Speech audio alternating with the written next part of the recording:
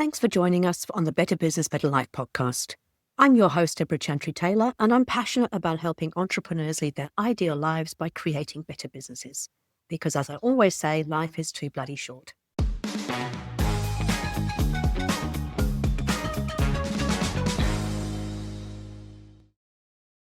I'm a certified EOS implementer, an FBA-accredited family business advisor, and a business owner myself with several business interests. I work with established businesses and their leadership teams to help them live their ideal entrepreneurial life using EOS. My guests come onto the podcast to share their journey, their specialty, and how EOS has changed their life. And today's guest is amazing. She has worked with many Fortune 500 companies and has personally coached the CEO of Walmart on productivity. She's authored the book Work Smart, Do More, and she was a guest speaker at this year's EOS conference on the power of Microsoft 365 to increase productivity and fuel happiness. She's going to share with us the secret to improving happiness and flow in your workplace, driven by using EOS and productivity, utilizing IS and IT, specifically Microsoft 365 and AI. Jan Lehman is the CEO and visionary of CTC Productivity.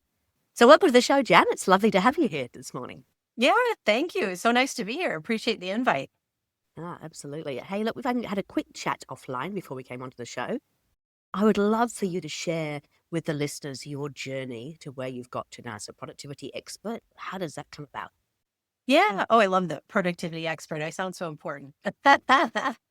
You are. So I guess starting from school, after graduating, I went to work for Fortune 500 companies. So my first job was with Accenture, so management consulting firm. My clients were like Securities and Exchange Commission, United Airlines, so massively huge companies. And then I went to work for Kraft Foods. And my last position with Kraft, I was actually an expatriate. I was on your side of the water, the pond. I was an expatriate living in Stockholm, Sweden. And I had about 60 employees across the Scandinavian countries. And I was responsible for the information systems department and the information technology department for all of Scandinavia. So we were basically all about helping Kraft leverage technology to increase profitability, right? During that time, I really got some amazing leadership skills. I had some fabulous mentors. I actually introduced my boss to his now wife because he was so amazing. So he deserved that payback. And anyway, I left Kraft, started my business 15 years ago. And our focus really is on creating a culture where productivity fuels happiness. So productivity kind of gets a bad rap. A lot of people look at it kind of a negative thing. To me, productivity is about how do you teach somebody to work smarter so they're less stressed and they work in a way that they're happier, right? That's the end zone. That's the end game that we're all looking for. And so our focus is really on software and soft skills. So soft skills would be teaching somebody to be a better planner, how to manage their time effectively delegate. And then technology, we're experts in the Microsoft 365 platform. So those are really the areas we focus. So to tie it back to our amazing EOS community, we're really helping build capacity and get people in their EOS, in their GWC flow, where they're doing what they want to do, right? They're not doing the mundane tasks, the boring tasks, those sort of things. So we just really are well aligned with the EOS. As far as personal success stories, is that something you want me to explain, Debra? I'd love you to share. Yeah, absolutely. Look at me. I follow rules. I'm like, yeah. You are. You're very much a rule follower. This is unusual. I love it. I love it. So personal success stories. I was actually just saying last night that if I do nothing right in the world, I produce cute babies. So I definitely very proud of my lovely children. But I think probably the most interesting personal accomplishment is having written a book. And I don't know what it is with writing. Debra, have you written a book? I can't remember if you've written a book or not. I'm in the process of writing a book at the moment. And I have to say that it's a little bit more complicated than I thought it was. And so I had all these great aspirations. I'm going to launch a book in 3 months. Yeah, maybe not. It's definitely an involved process. So yeah. And what's cool is when you're done, there's something about being an author, apparently people think is pretty cool. So I had my son's friend came up to me at prom last week and it was like, I heard you're an author. I just think it's funny. So anyway, so that's pretty cool. It's opened a lot of doors. Apparently, when you're an author, people think you're a better public speaker, even those are different skills. But I get it. It's a thought. You're a thought leader is what it is. So anyway, writing my book, Huge personal accomplishment. We just hit 100 reviews on Amazon. It's available in Amazon Australia. So it's available all over the world, which is lovely. And we're at like 4.8 rating out of 5. So super, super happy. That's wonderful. What is the title of the book? Yeah, work smart, do more. And the concept of it is we want to teach you how to work smart so you get more time back in your day. And then you can do more of whatever you want. If you want to invest it in your business or if you want to spend more time with friends and family. So I love kind of the nuance of the name.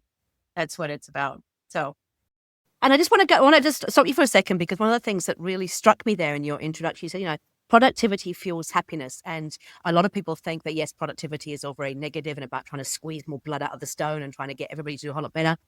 And I wanted to liken it because I see the same with scorecards. People sort of see scorecards as being a way to kind of keep control of people, and it's all about negative. But I always say, no, it's about actually celebrating success. Like, they're the rules of the game. And if we actually hit the numbers, it should be the chance for us to go, yay, well done us, we've actually hit our numbers. So I think we have to turn these things on their head and go, actually, we're all about making happier people, because happier people are more productive. yeah, well said. I agree. And I will have that same opinion sometimes about scorecards, but I agree with you. Okay, so I'm going to take you back even further. So why did you even get into the Fortune 500 stuff? Like, what was your original training in terms of at university? How did you get into that? That's Yeah, well, it's funny. My parents are super happy because what they paid for me to go to college to do is exactly what I'm doing.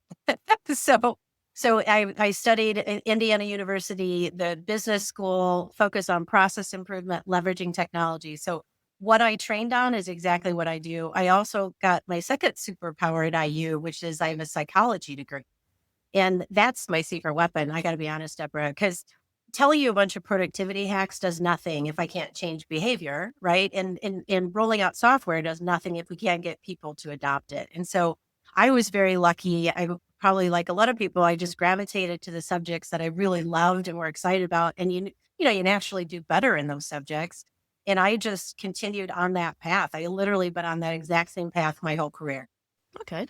And so tell me a little bit about how things have changed, because technology is just moving at a pace that we can't even comprehend, right? And so it becomes more and more prevalent in everything that we do. How is that changing the whole field of productivity? Is it, because I always wonder, does it actually make us more productive, or can it actually have the opposite effect? Oh my gosh. We could be hanging out for a long time on this one. So yeah, to answer lots of great questions in there. So productivity absolutely can be a hindrance with the notifications, the pop-ups, the distractions, all those kind of things. It is definitely a hindrance in this day and age when companies don't really explain how to use your suite of tools. So people are confused and unclear and that kind of stuff. And then it's at the same time such a huge productivity gain and a huge opportunity. But most companies don't understand how to use the technology they have. And it's interesting you ask about what's changed. A lot of people think Microsoft 365, which is the area we specialize in, they think it's still just like Word, Excel, and PowerPoint. And it's like a whole suite of tools to help teams work together more efficiently. But most companies don't realize that, and they don't set it up that way. And so they're missing a lot of opportunity. And then AI, as we all know, is another huge area of opportunity. And most people don't realize that Microsoft's AI tool is a unique animal that everybody should be exploring. It's very different in what it can do versus other AI. So there's a lot changing in that space for sure.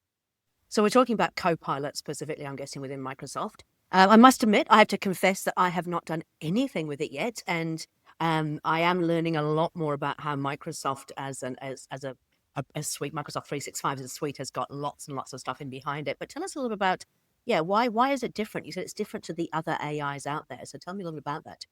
Yeah. So first off, CoPilot is built on the same technology as ChatGPT. Microsoft is heavily invested in ChatGPT. But what makes a difference is Copilot allows you to leverage your data within your Microsoft 365 environment easily. And so it's part of the reason why we're on a bandwagon of getting people to get rid of third-party applications and be all in with Microsoft. We don't sell Microsoft product. We just see the waste. And so when you get rid of third-party applications, your data is all in Microsoft. CoPilot now has easy access to it. So one differentiator is that. The other differentiator is when CoPilot, let's say you're brainstorming with CoPilot about some, really interesting topic that you really don't want the rest of the universe to know about.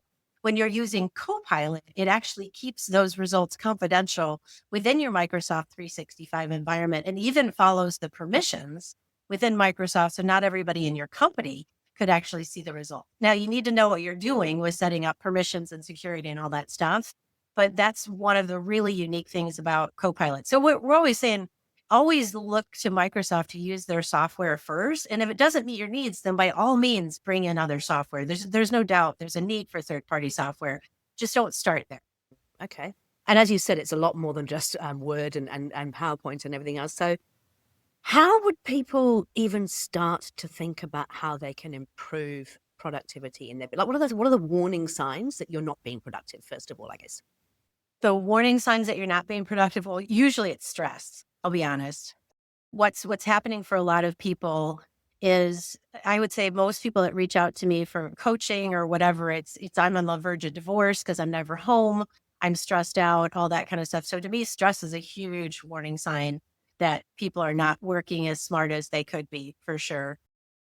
I Yeah, I think that's the big warning sign. I would say unless if you're doing like billable hours, so often we will have law firms reach out to us and they'll be like, Jan, my people are working like 12-hour days and they're billing 6 hours. I don't really know what's going on, but there's a disconnect, right?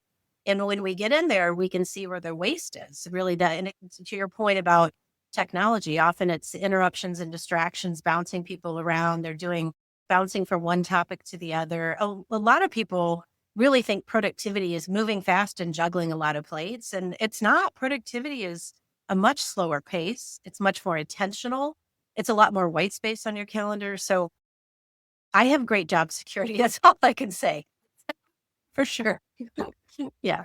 So the signs are a bit of stress, overwhelm, but working too many hours, not really feeling like you're getting ahead and potentially juggling too much at one time, and that causes stress and overwhelm. And so then as a productivity kind of expert, what do you do in terms of where do you start with these people? Well, it depends on what we're working on. So if we're talking to an organization, so if I'm talking to a CEO and I'm asking what the pain points are, if they start talking about communication, collaboration, accountability, organization, team challenges, I know there's something in the Microsoft 365 suite they should look at, right?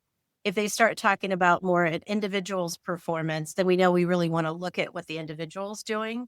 And if I'm ever doing individual coaching, we always start by asking questions to try to get to the root cause of at least what they think is getting in their way. And so often people will be very honest and they'll say, I'm a procrastinator, or I don't like delegation, or I'm drowning in email. And so they'll self-identify what they think the issues are that getting in their way. But during coaching sessions, we really uncover a lot more as well, right? That's just the tip of the iceberg.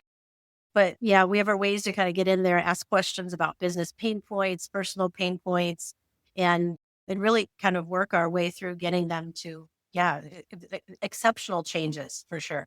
And obviously, as you said, that's where your psychology stuff comes in as well, because you're actually able to kind of delve deeper and I suppose embed the way that they actually are using these tools.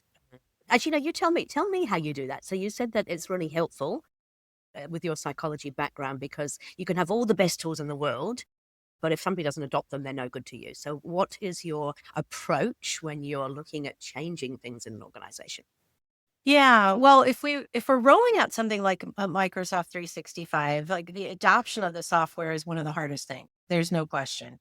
And so there's a lot of strategies to it. Part of it is you want to really focus in what's going to be the biggest benefit, the low-lying fruit to get people excited, right? So we always say like everybody's about what's in it for me right now because we're drowning. We're all drowning. So don't give me another piece of technology unless it's really going to help me. So it's a strategy to really think about what's something that's going to benefit the person. And then we always say when you're rolling out 365, if we were working with you, we always recommend pulling together a pilot group. And the pilot group is the one that's going to learn about the technology first, and help connect the dots between the business issues and how to use the software. And together we really lay out this plan. And I always say that this pilot group, they really need to be your internal champions and your marketing people, because they need to get people excited to get the groundswell going. And what will happen is, inevitably we'll roll out some of the technology to one department. And then everybody is hearing in the hallways, like, what do you mean we have 75% less emails? Like, what can we be the next people to go? So there's really a master strategy here, right? About how do you roll it out? And then it gets to the point, though, you'll be at 80% really adoption, and you'll have their curmudgeons that just don't want to change. They don't want to leave email. And that's what I always tell leaders, like, that's when tough love has to step in, right? I'm not going to respond to your email anymore. We're going to be having our conversations in the new communication platform. So there's a lot of strategy. Some of it's psychology, some of it's just good business strategy, but it's a lot about how do you get people excited about technology, and then they start to become those internal champions. I love it. And you're right. The marketing department is always a great place to start because we do get excited by those things. Okay. So I must admit, I was reading something the other day, and I know that within EOS, when we work with clients, we used to say to them that, somebody has to hear something 7 times before they hear it for the first time. But they did some research a year ago where it's now like 32 times before they actually hear it for the first time. And I always used to laugh because I used to say to leaders, it's like, you could sit there in your mind going, but I've already told you that once. And you say, well, if you told them that once, you've got 6 more times to go. Now it's actually 31 more times before they actually really hear for the first time. So it has definitely changed. Technology has changed the way that we have to approach things. Now, I know that you are an EOS fan, and that's how we actually first got introduced. So tell me a little bit about how you came across EOS and what it is that you like about it. Yeah, I'm such a fan of EOS. I'm in ground zero. I live in Minnesota, so it's close to ground zero. So there's so many implementers, integrators here. And so we've probably been learning about EOS way earlier than a lot of, organizations. And I fell in love with it because there's really a lovely synergy between EOS and what we do. So we're very blessed to have a quote from Mike Payton, where Payton talks about, the synergies. And so I always say, like, EOS focuses on like macro organization, right? Helping the organization run more effectively. And we focus micro. So we focus very much on the individual, which is why I just had the wonderful opportunity to speak at the EOS conference, because what we do is just so lovely of a compliment to it. But I believe that the root of productivity is organization. I just think that's the foundational principle. And there's so much in the EOS methodology about organizing, right? Organizing your rocks, your tasks, your priorities, your accountability, your structure, all that stuff. And so I'm a huge fan. And so we purposely look for EOS companies because I know if somebody's running on EOS, they're going to have the capacity to work with us. They've thought through whether this is the right priority. They're open to ideas and suggestions. And so I'm a huge fan. So I'm a tiny little company, but we adopted EOS last year, and I thought that I was an integrator because I'm linear. I'm a linear thinker, right? I'm a process girl. Man, that was not the right seat for me. So I am total visionary. I just understand and value, right, the structure. And so I now have a fractional integrator, and I'm super happy about that. Yeah, it is interesting. So when they brought the process book out, so EOS has got obviously the traction book being the original book, and then a whole lot of other books that support it. But they started doing these individual books about the individual components, and they brought up the process one, and I thought, I don't really like process. I'm going to find this really boring as batshit. I loved it, and what it made me realize, and this is what I now say to all of my visionaries: we actually are process people. We're not necessarily good at following the process, but we are really good at connecting the dots and working out how to do something better, which is actually what process is. And so it made me realize that actually most people who are visionaries, they actually do love process. They just don't necessarily like following process. Well, that's actually interesting. I had the same reaction. Well, no, I had the opposite reaction you did. I was so excited when the process book came out, because I'm like, okay, if EOS is making process cool, they're going to love what we do. So I was so excited that there were more eyes on that.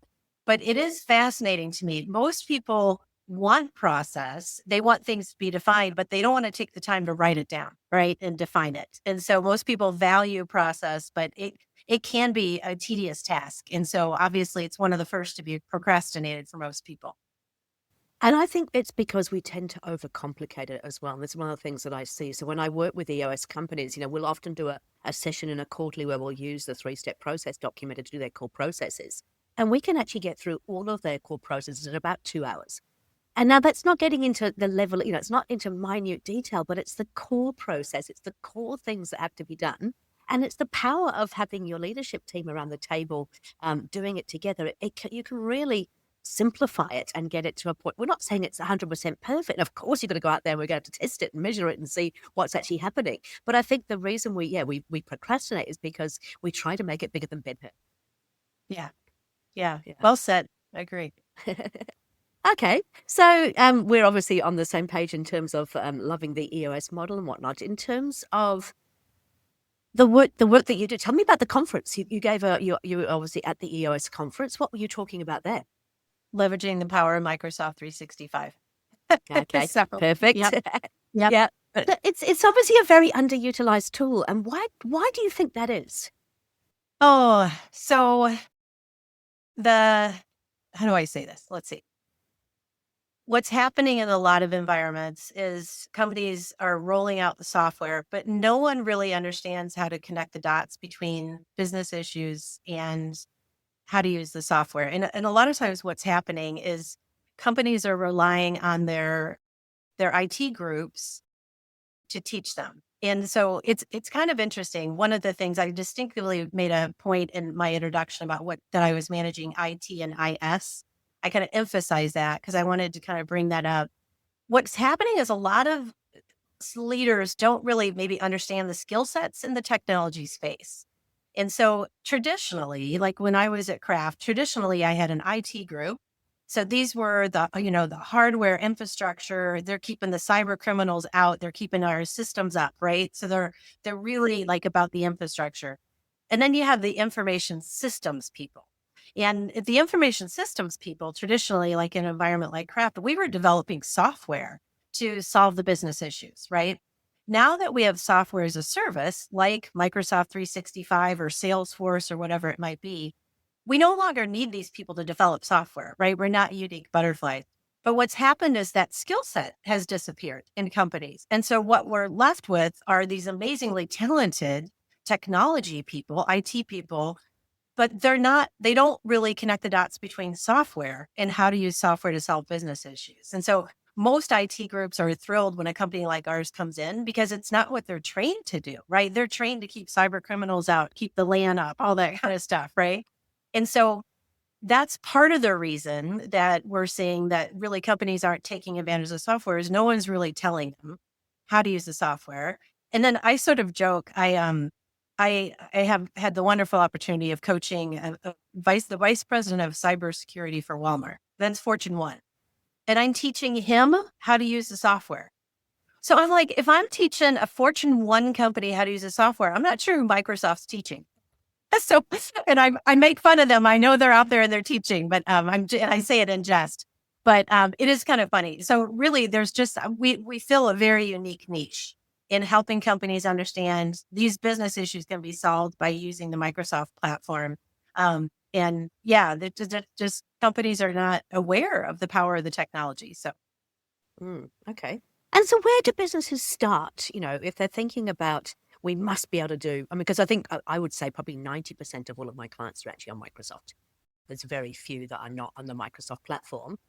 But I see that they do. They have all sorts of different software from all different parts that they're trying to kind of pull together. So if they're thinking about that there must be a better way, where do you start? What's the process that you go through? well, take inventory. I think it's a good way to do it. And so really look at what's all the third-party software you pay for. And then really you need to get educated on the Microsoft suite, quite honestly. And there's lots of places you can go and look, but if people are interested on our website, on our resources page, we've got like years of Microsoft 365 webinars on different apps and tools. Also, our case studies, I think, are really interesting because our case studies are written from our client's vantage point of what was the business issue, what did we help them use in the technology space, and then what was the ROI. And it really opens people's eyes to, oh, well, we have that issue. We could use that software. So it's really taking the time to get educated on what exactly does the software do. And then if the third-party software is unique and different and it meets a particular need, don't get rid of it. Like the whole point is if your software you're paying for can meet your need, then get rid of the third-party software. But and sometimes we can really fill a void quite often with the software as well. So we'll have customers that often they'll have an ERP tool or enterprise resource planning tool or a CRM, customer relationship management tool. And it's super good because of their industry or whatever, but it's lacking in a particular area. And so you can actually build out really sort of, we call them SharePoint supplements. A lot of people think SharePoint is just where you store your documents, but SharePoint is actually where you can build out robust applications. And so we'll build out robust applications to kind of meet the needs where keep your third party software, but what it's not doing for you, we can build out a solution in Microsoft. We built a solution for running EOS in Microsoft 365. So, and that's part of that solution is a SharePoint application combined with some of the other tools. And there's just, huge opportunity. Oh, that's fantastic. And going back to your personal experience of EOS, so you said that, you recognize you're the visionary and you've got yourself a fractional integrator. What has it done for your business? Because this is what I love about EOS is that I work with companies that have got 600 staff and companies that have got 12 staff. And yet the EOS framework can still help them. So tell me a little bit about how it's worked within your business and what it's done for you as a business. Yeah. So we realized now as we look back how much we were spinning our wheels, right? And we just were never the name traction for that book is so perfect, right? Like we just were spinning our wheels. We weren't getting stuff done. Part of it was, I think a big part was a lack of clarity of roles and responsibilities. We thought we were crystal clear what we were doing, but we weren't. And that sort of stuff. And then laying out the vision and the targets, 3 years and all that stuff, we started to really then be able to pick and choose the right things to focus on. And when you don't really identify where you're headed, it's kind of easy to pick maybe a little bit more short-sighted rocks, right? So it was really helpful to go through that whole exercise. And yeah, I'm just a huge fan. I recommend, we often will have companies reach out to us because they think we teach people how to run EOS because we do so much in that space. And I'm always like, no, here's an implementer, here's an integrator. It's not what we do. But I'm a huge zealot for it, for sure. And I'm really interested because one of my other businesses is actually providing fractional integrators into businesses for those who, because the integrator role doesn't have to be a full-time role. And in fact, in many organizations, it isn't. It's a 1 or 2 day a week kind of role. So tell me about your fractional integrator, what benefit that has brought for you as a visionary? Because, most people listening are probably visionaries like ourselves kind of, and maybe struggling with the big picture versus getting really into the weeds, getting sort of stuff sorted. So tell me a little about your fractional integrator. Yeah, Deborah, I think you're so smart to have that organization. It's so needed. And I refer a lot of my clients to fractional integrated companies like that because not everybody can afford a full-time integrator, or maybe they're just starting out, they're trying to understand it. So it's been huge for us. And we've been able to sort of scale up and scale back given kind of, cash flow, different things of the services. What I like about it is, we get to the point where we are bigger and I want to have a full-time integrator, I will be using my fractional integrator to help me hire, train that person, vet them. Because as a visionary, I don't want to do that. Right. So I am a huge fan of fractional integrator companies. It's a great place to start. And even if you have a full-time integrator, bringing them a fractional person in to coach and develop that person and help them. Because I will meet full-time integrators that are questioning if they know what they're doing, right? They have confidence issues around it. And the visionary is not going to help them, right? Typically. And so again, these fractional companies are just a brilliant concept. No, that's what we find as well. It's like you can have somebody who perhaps is the perfect integrator in the business, but they've never done it before. Or it's the first time that they're really taking full accountability for the profit and loss, for the business plan, for really driving the business. And as you said, that the self-doubt creeps in, but also it's difficult because working with visionaries, we're quite a unique breed, aren't we? And so we're not necessarily all that supportive, and we certainly don't want to dive in and get into all the detail, which means they can often feel a little bit lost. And so I think, bringing that fractional person in can actually help, as you said, to coach and train them and also make sure that they understand that what they're doing is perfectly normal, having somebody else to talk to. We actually have a mastermind group as well for integrators, which is for people who are probably on their first kind of role as an integrator, and they actually get to meet on a monthly basis with other integrators just to talk about some of the challenges they have with the visionary, but also with the rest of the team. Yeah, that's brilliant too, because it can be lonely. It's lonely for the visionary, lonely for the integrator. So the masterclass sounds wonderful. Hey, one last question about EOS. In terms of, do you have a favorite EOS tool? Like, what's been the game changer in your business in terms of the EOS system model? Wow, that is a tough one.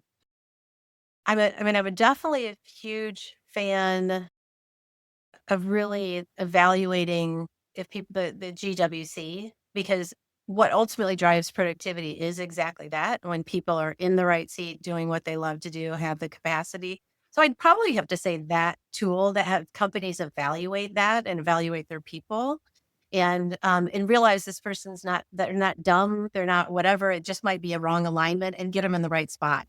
And because often we will see productivity issues with people, and it's just because they're in the wrong seat. And so having the EOS tool framework to explain that, especially if we're working with the EOS company, is so helpful, because I can have that conversation after coaching somebody that this person is absolutely in the wrong seat, right? And explain kind of it's, their capability to be able to understand or something like that is really helpful.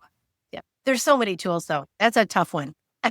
But you're right that the people analyzer, I think, is one of my favorite tools for, when you've got a people issue, it actually forces you to take all of the emotion out of it and think very clearly about whether or not whether it's, first of all, is it the person?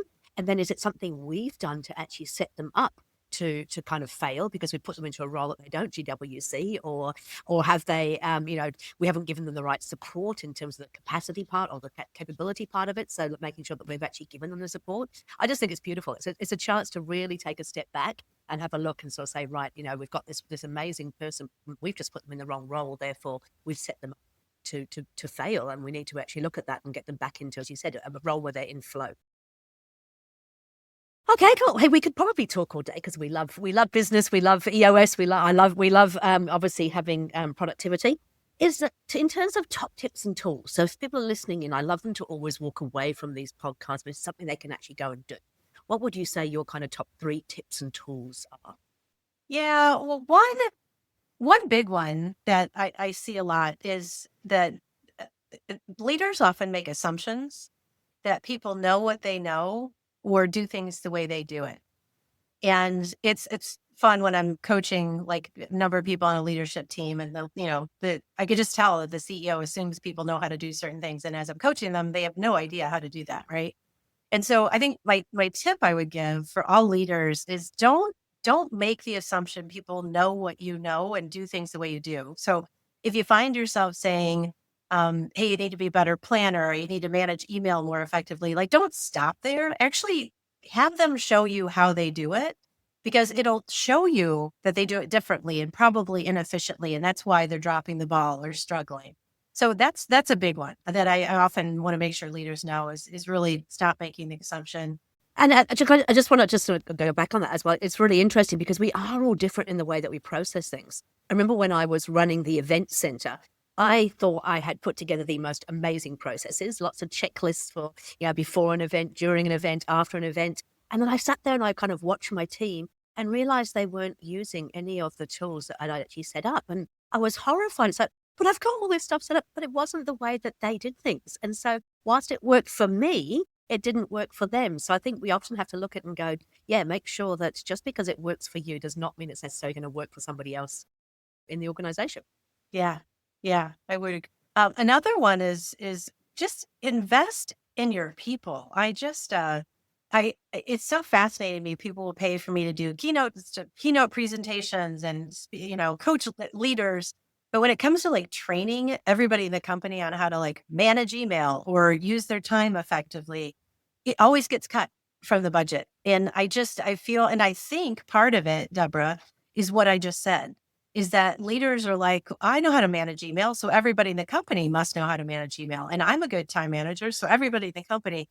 But it's a huge gap. And I've literally had leaders say to me, well, I don't want to pay for training because I might be just training these people to go to my competitor. I'm like, oh my gosh, that's so short-sighted, right? Or they're like, people are multitasking, they don't pay attention. And so what I see happening is they throw the baby out with the bathwater. So yeah, there's going to be the people that are just not going to pay attention in a training, but why would you not help the people that want help to work smarter. And so it's definitely a blind spot for a lot of leaders. So I would love to see whether not just my training, all training, where companies really start to prioritize it more and just focus on, even if you helped 25% of the people on the training, if you can get an ROI on that, which is not that hard to get an ROI on it, it's worth it for the investment. But yeah, it's been a tough sell. So I'd love leaders to be a little bit more open to it. Open. Yep. So don't make assumptions. Invest in your people. Look, it's easy to get return on investment when you're looking at training. And the final tip. Final one's got to be the using the software thing, right? So just really evaluate what your software is. Take the time to do that inventory and really look at, stuff like companies are paying for licenses for tools like Calendly, which is like a tool you can use for scheduling. There's a Microsoft version of that. Why are you paying that for everybody when you're already paying for it with Microsoft? So it's doing the inventory to see where you have a duplication of you're paying for it twice, for sure, would be a third tip. And that's, I guess, getting the inventory is reasonably easy. It's actually amazing, isn't it? When even in a small business like ours, when you look at the amount that we spend on software, it can be huge. So you imagine that in a much bigger organization, there has to be room for improvement there, right? There is in small companies. I mean, it's huge. The ROI you can get even in small companies. We helped one company, it was only 3 people, and we helped them start to use Teams, built a little SharePoint application, and it didn't cost much money at all. And we saved them 3/4 of a person. Like they were about ready to hire a 4th person and didn't need to, just by showing them. So even little bitty companies get massive value from it, not just big. Okay, that makes perfect sense. And there's just one last thing I want to explore a little bit before we finish up. So in terms of AI, it's the buzzword. Everybody has different opinions about whether or not it's going to take away all of our work. I believe that it actually frees us up to do more valuable work by taking away some of the mundane stuff. But what's the key to using AI successfully, in your opinion? So the key is making sure there really needs to be a business strategy around it and a kind of a company-wide approach. What's happening right now, it's phenomenal. Everybody's playing and doing stuff, but we're starting to see really icky things, right? Like you can just tell these are AI automated emails going out to clients and customers, and it gives a really bad impression. So it's great people are playing, but there should be more of a strategy, maybe a little bit, definitely more governance around how to do it, and really come up with the way of how do we teach people, what are the rules, the ins and outs of it, and roll it out in a more, a little bit more organized approach, I guess would be a good way of saying it. But oh my gosh, it's going to save so much for productivity. I mean, it's going to free us up for so many different things. I'm a huge fan. There's just opportunity to do it a little bit better. So I don't know. I just think we're looking sloppy right now to our customers in a lot of areas. And you're right. You can see pretty easily when something is actually written by AI. So I actually use it. I use it myself for helping myself to write articles and things, but I'm very, very careful about the way that I brief it. I've got the ideas. I'm having a conversation with my D2 to get to the end result. Whereas I think some people just, they see it as a way to just pump out stuff quickly, and it's becoming very generic.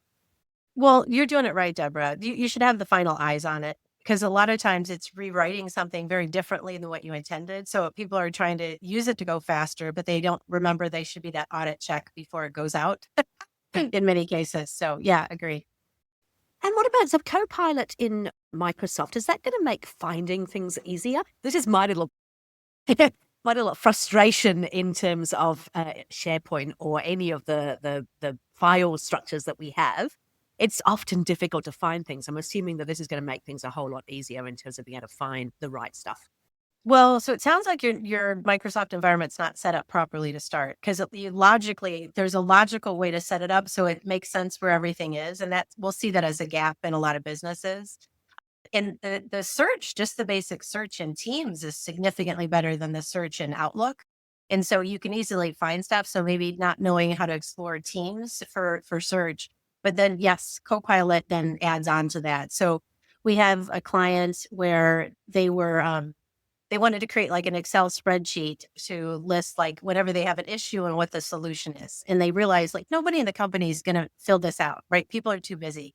So we've developed a CoPilot agent for them. So their own private like CoPilot tool. Now that group just asks the questions and it scrubs all the data, finds where that discussion was and comes back with the answer. So it's exactly what you want, is it's allowing us to leverage our data, pull the information super fast.